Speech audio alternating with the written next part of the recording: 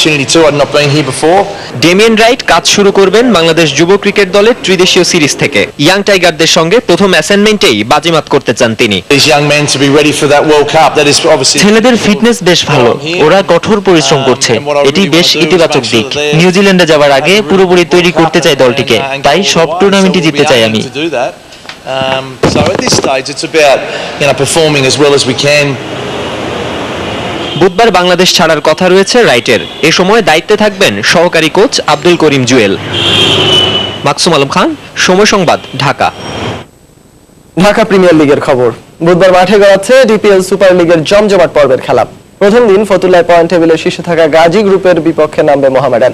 এদিকে বিকেএসপিতে প্রতিদ্বন্দ্বিতা করবে ঐতিহ্যবাহী ক্লাব আবাহনী ও প্রাইম ব্যাংক ক্রিকেট ক্লাব। বিকেএসপির আরেক মাঠে মুখোমুখি হবে শেখ জামাল ও প্রাইম দোলেশ্বর। সবকটি ম্যাচ শুরু হবে সকাল 9টায়। রোববার শেষ হয়েছে ডিপিএল এর প্রথম পর্বের খেলা। শেষ দিনে নাটকীয়ভাবে সুপার লিগে জায়গা পায় শেখ জামাল ও মোহামেডান। এবার শিরোপা জয়ের লক্ষ্যে শুরু হবে সুপার পর্বের লড়াই। বিকেএসপিতে বিগ ম্যাচে মুখোমুখি হবে আবাহনী ও প্রাইম ব্যাংক। 11 রাউন্ডে 8টি জয় রয়েছে দু দলের। তবে নেট রান রেটে এগিয়ে থাকায় পয়েন্ট টেবিলের দ্বিতীয় স্থানে আছে আবাহনী। জয় নিয়ে মাঠ ছাড়তে তাই সমানে সমান লড়ে যাবে দু দল। তবে প্রচন্ড গরমে খেলোয়াড়রা মাঝে মাঝে কিছুটা খেই হারিয়ে ফেলছে বলে জানালেন আবাহনীর কোচ। এই টাইমে খেলাটা আসলে বাচ্চাদের জন্য সত্যি কথা বলতে খুব টাফ। প্রচুর আইসবাদ করানো হয়, বরফের প্রচুর প্রয়োজন হয়, বা তারপরেও যত যাই করেন এই গরমকে হ্যান্ডেল করা ডিফিকাল্ট হয়। অবশ্যই আবাহনীরও চান্স আছে অনেক বেশি, সব দলেরই চান্স আছে। এমন না যে দল এই সুপার লিগে 5টা ম্যাচ ভালো করবে, কারণ এরকম অতীতে অনেক রেকর্ড আছে ঢাকা প্রিমিয়ার লিগের যে 3 নম্বর দল একটানা 5 ম্যাচ জিতে চ্যাম্পিয়ন হয়েছে। এদিকে ফতুল্লায় বিগ ম্যাচে মাঠে নামবে গাজী গ্রুপ ও মোহামেডান। প্রথম পর্বের 11টি রাউন্ডে 9টি ম্যাচে জয় নিয়ে পয়েন্ট টেবিলের শীর্ষে থেকে সবার আগে সুপার লিগ নিশ্চিত করে গাজী গ্রুপ। অন্যদিকে শেষ দিনের নাটকীয়তায় সুপার পর্বে জায়গা পায় মোহামেডান। কাগজে কলমে গাজী গ্রুপ এগিয়ে থাকলেও সুপার পর্বে ছাড় দিতে নারাজ সাদা কালোরা। বিকেএসপির অন্য মাঠে লড়বে শেখ জামাল ও প্রাইম দোলেশ্বর। নানান হিসেব নিকেশ পেরিয়ে সুপার লিগে জায়গা পেয়েছে শেখ জামাল। অন্যদিকে 8টি জয় নিয়ে আগেই সুপার লিগ নিশ্চিত করে প্রাইম দোলেশ্বর। সুপার পর্বেও জয়ের ধারা অব্যাহত রেখে শিরোপা জেতার স্বপ্ন দেখছে আত্মবিশ্বাসী দোলেশ্বর। বিশেষ কোনো পরিকল্পনা নেই আমাদের। শেষ ম্যাচে যেভাবে জিতেছি সেভাবেই খেলতে চাই। আর গরমের কথা যদি বলেন সেটা সবাইকেই ভোগাবে, এটাকে অজুহাত হিসেবে দেখাতে চাই না। আমরা অভ্যস্ত হয়ে গেছি, জয় দিয়ে সুপার লিগ শুরু করতে চাই আমরা। We playing together, that's why we are success.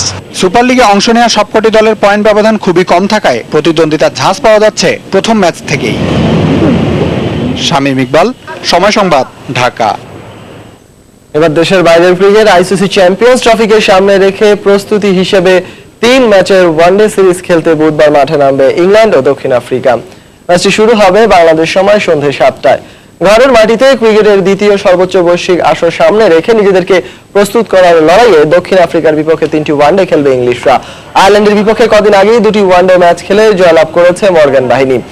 তবে সাদা বলের অনুশীলনটা আরেকটু পাকাপোক্ত করতে এই সিরিজে অংশ নেওয়া র্যাঙ্কিং এর 5 নম্বরে থাকায় ঘরের মাঠে এই আসরে নিজেদের ফেভারিট ভাবতে পারছে না ইংলিশরা। তবে বেন স্টোকস, বাটলার ও ওকস আইপিএল থেকে ফিরে দলে যোগ দেয় কিছুটা স্বস্তিতে ইংলিশ শিবির। অন্যদিকে র্যাঙ্কিং এর শীর্ষে থাকা ডিভিলিয়ার্স বাহিনী এবার শিরোপা খরা ঘোচাতে সুযোগ পাবে নিজেদের আরেকটু ঝালিয়ে নেয়ার।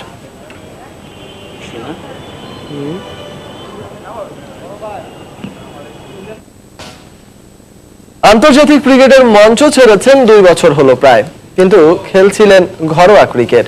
এবার ঘরোয়া ক্রিকেটের প্রথম শ্রেণী থেকে আনুষ্ঠানিকভাবে বিদায় নিতে যাচ্ছেন লঙ্কান গ্রেট কুমার সাঙ্গাকারা। বর্তমানে ইংলিশ কাউন্টি দল সারের হয়ে দুর্দান্ত ফর্মে আছেন। কমাস পরই 40 বছরে পা দিতে যাওয়া কুমার সাঙ্গাকারা ইংল্যান্ডের গণমাধ্যমকে তিনি জানিয়েছেন এই মৌসুম পরেই প্রথম শ্রেণীর ক্রিকেট থেকে বিদায় নেবেন তিনি। তবে চুক্তি মোতাবেক সারের হয়ে 2018 পর্যন্ত টি20 খেলবেন বলে জানান সাঙ্গা। প্রথম শ্রেণীর ক্রিকেটে ঈর্ষণীয় ব্যাটিং করেছেন সাঙ্গাকারা। 254 ম্যাচে 20,000-এর অধিক রানের পাশাপাশি 60টি সেঞ্চুরি ও 50 হাঁকিয়েছেন 85টি।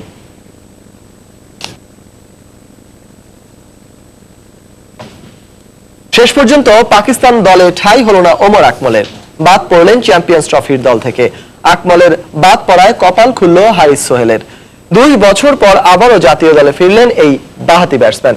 2015 সালে ঘরের মাঠে জিম্বাবুয়ের বিপক্ষে পাকিস্তানের হয়ে সবশেষ ওয়ানডে খেলেছিলেন হ্যারিস। এরপর জাতীয় দলের বাইরে যান।